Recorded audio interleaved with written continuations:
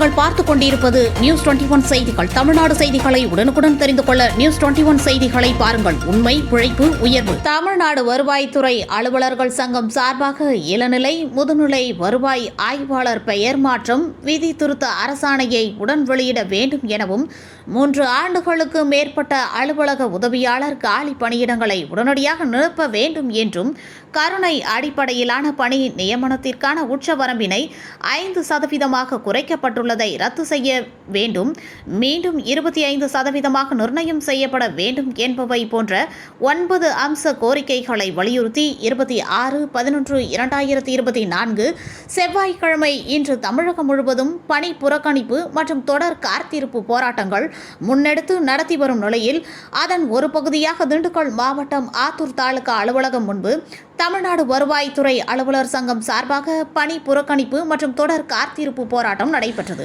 நடைபெற்ற போராட்டத்திற்கு மாவட்ட இணை செயலாளர் மகாலட்சுமி தலைமை வகித்தார். வட்டக்கிளை செயலாளர் கிருஷ்ணமூர்த்தி முன்னிலை வகித்தார். தமிழ்நாடு வருவாய்த்துறை அலுவலர்கள் சங்க உறுப்பினர்கள் கலந்து கொண்டனர். நியூஸ் 21 செய்திகளுக்காக ஆத்தூர் தாலுகா செய்தியாளர் பக்ருதீன்.